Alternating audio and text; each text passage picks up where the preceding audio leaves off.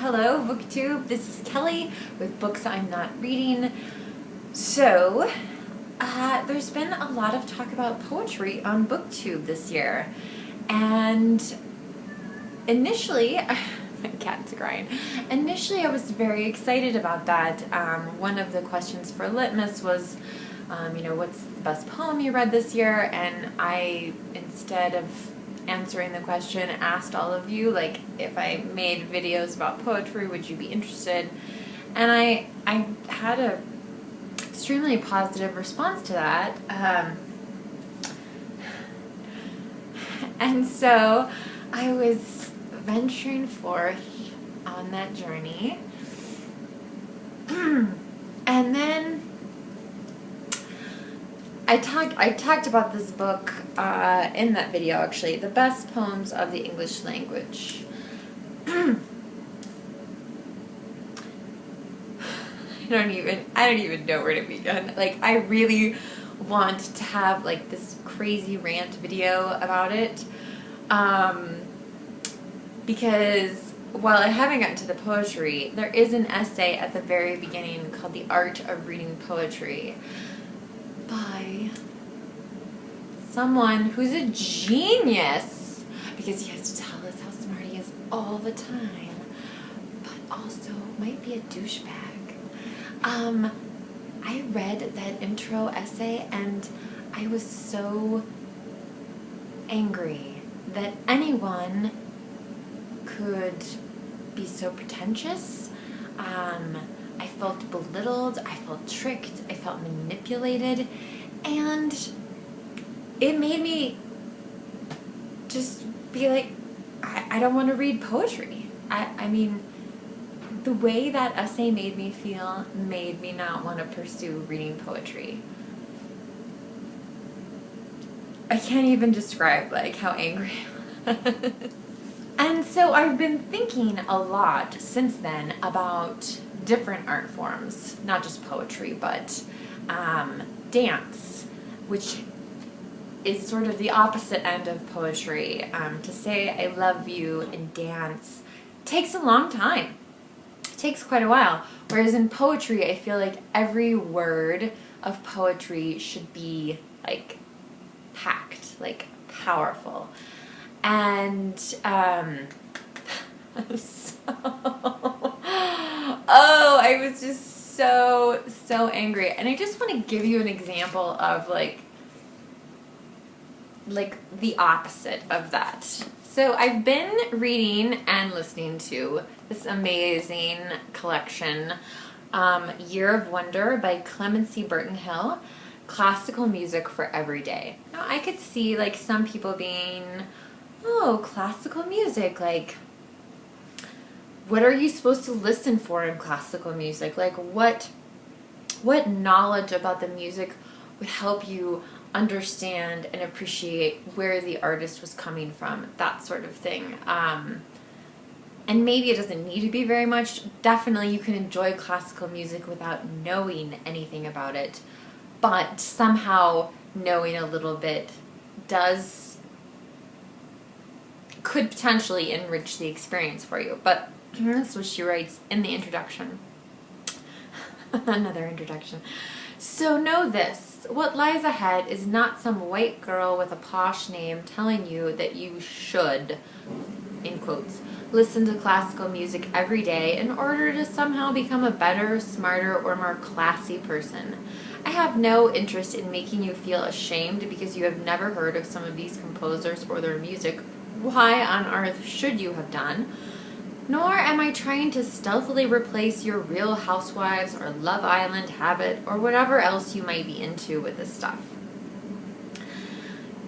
You do you. There is no reason why classical music can't happily coexist in a mixed cultural diet.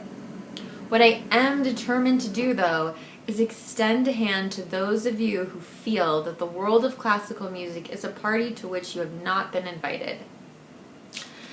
And I thought that was so powerful because I think that could totally be true of poetry. The world of poetry has not invited you. You are not smart enough. You have not read enough stuff to be able to have a dialogue with the text, to read it and read it again and again and again and find something new every single time. And like, it's a shame. Clearly Harold Bloom is a genius when it comes to literature, but man, oh man, like there's just I can only take so much pretentiousness at one time. All right. So I'm not going to read this like cover to cover, but someone that I've been talking about has made me so angry that now I am actually really determined that I am going to read more of this stuff. I am going to, give it a shot. Like, what do I have to lose, right? So, having said that, I have been tagged 3 times for the Poetrytube Newbie tag, and one of them is Between Lines and Life, Tilly Shelf, and Words Everywhere. I don't know why these people tagged me, because I really don't know that much about poetry. When I graduated from high school, my English teacher gave me this, the Best Love Poems, but for ages and ages. This was the only poetry book I owned. I remember falling in love with The Daffodils by William Wordsworth. I don't know, middle school maybe. I only remember that I did memorize it for 10th grade English. We were required to memorize a poem with a certain number of lines in it. The Daffodils exceeded that, but I mean, it's not a terribly long poem, so I love it. I love the Daffodils. Anyway, okay, so to the tag, which was originally created by Strip Cover Lit. Question number 1, do you read and write poetry, or do you just read it? Well, let's hope. Here's to reading it. 2, who is your favorite poet? Again, don't have a ton of experience, but I do love the Daffodils, so I'm going to go with Wordsworth. What is one question you would ask your favorite poet? Please talk to me about writing poetry and reading poetry and enjoying poetry. So I guess I cheated there, more than one question. Question number 4, favorite poem. Again, it's The Daffodils by William Wordsworth. What is your favorite poem to read aloud? The Daffodils.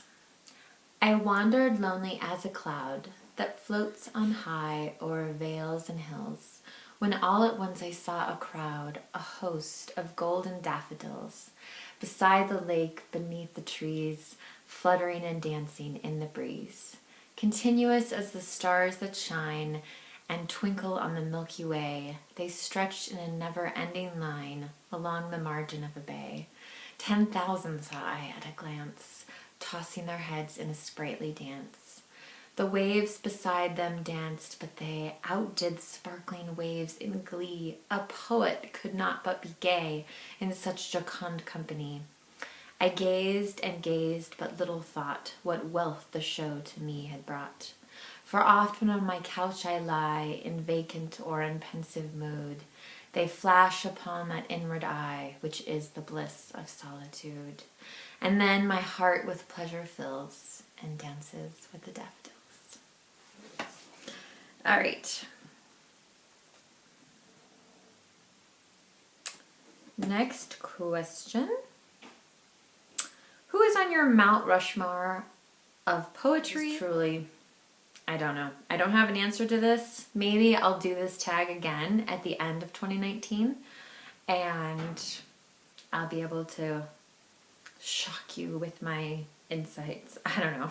Anyway, number 7, what is your favorite poetry collection? Again, I mean, this is the only one I owned for ages. When I married Jason, I inherited a poetry collection, but I haven't spent that much time with it, so. Rhyming, talk about it. Yes, no, not anymore. Yes, Definitely, it's fine. Rhyming, not rhyming, both are okay. Bye-bye, standard Amy. Barring free verse, what is your favorite poetic form? I'll get back to you on that. 10. Humor in poetry or no? And I've actually been shocked by the number of people who have said no. Of course there should be humor. If there can't be humor in a form of art, then how strong is that art? I mean, if it can't exist. So I would just like to remind some of you about the Pickwick Papers. Zoom in there. Frog on a log. That made me laugh so hard when I read that. So, and maybe Dickens is making fun of poets. I don't know, but I love it. I love it, love it, love it. So, yes, definitely there can be humor. It doesn't all have to be like so sad and dark and serious. Number 11, what elements do you think contribute to the best poetry? Well, I wish I knew. Again, I was hoping that somebody was going to help me out with this. Okay, so there is the tag. I am not going to tag you on because honestly, if you want to do the tag, please go ahead. Feel free. Be my guest.